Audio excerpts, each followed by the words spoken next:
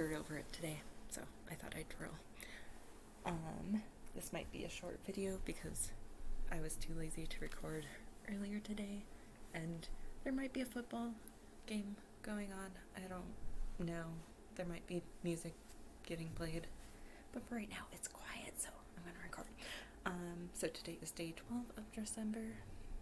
According to Youth Spark, in 2020, 41% of Dressember's Atlanta partners' referrals for youth runaways identified as LGBTQ+, far exceeding the proportion of LGBTQ+ youth in the general adolescent population. So that means that they can be a vulnerable population that feels like they aren't getting the support that they need, and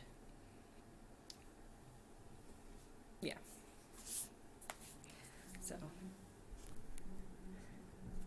now I'm gonna read A Christmas Carol, and they're at Fezziwig's with the Ghost of Christmas Past.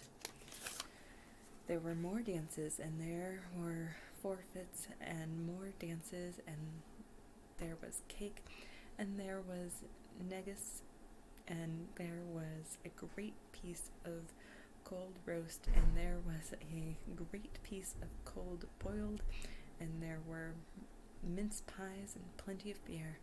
But the great effect of the evening came after the roast and boiled, when the fiddler, an artful dog mind, the sort of man who knew his business better than you or I could have told it him, struck up Sir Roger de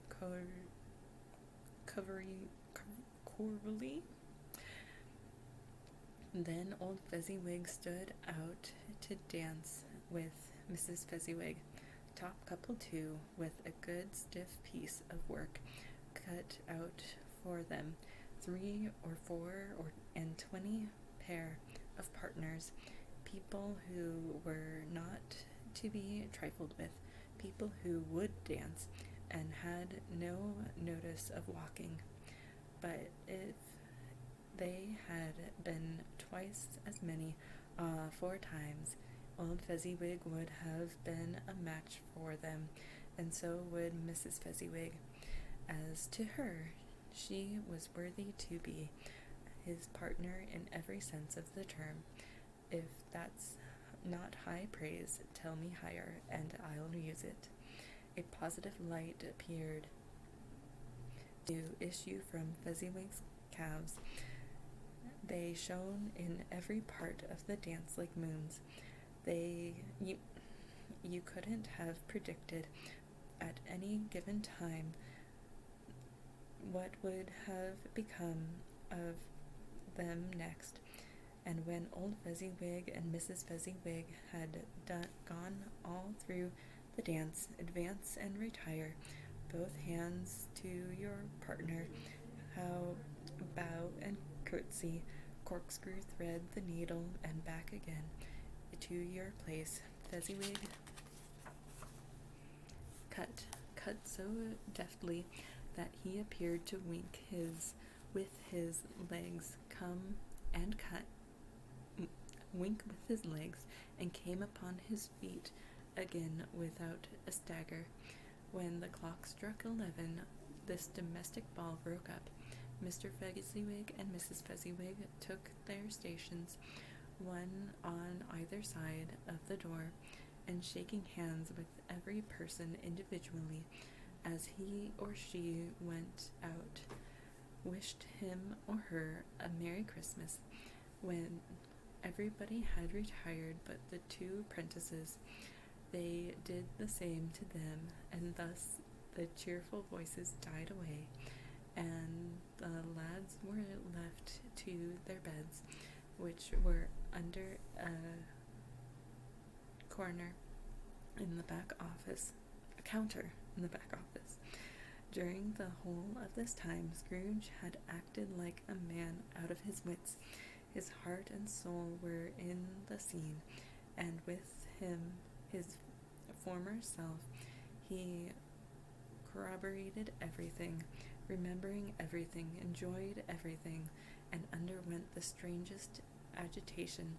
It was not until now, when the first faces of his former self and Dick were turned from them, that he remembered the ghost, and became conscious that it was looking full upon him, while the light upon its head burnt very clear.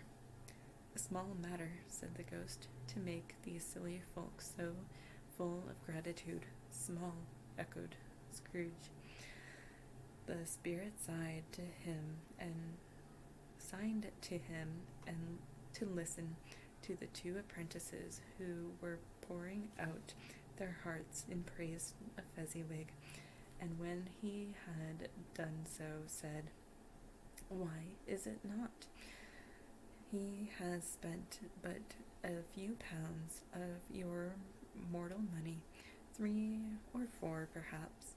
Is that so much that he deserves this praise?" "It isn't that," said Scrooge, heated by the remark, and speaking unconsciously like his former, not his latter self. "It isn't that, Spirit. He has the power to render us happy or unhappy, to make our service light or burdensome, a pleasure or a toil. Say that his power lies in words and looks, in things so slight and insignificant as it is impossible to add and count 'em up. What then? The happiness he gives is quite as great as if it cost a fortune." He felt the spirit's glance and stopped. "What is the matter?" asked the ghost. "Nothing particular," said Scrooge. "Something, I think," the ghost insisted. "No," said Scrooge.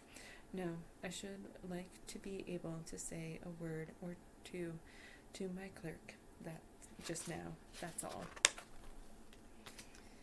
His former self turned down the lamps as he gave utterance to the wish, and Scrooge and the ghost again stood side by side in the open air. "My time grows short," observed the spirit. "Quick." Okay, I think I'll end there. Thanks for watching. Bye.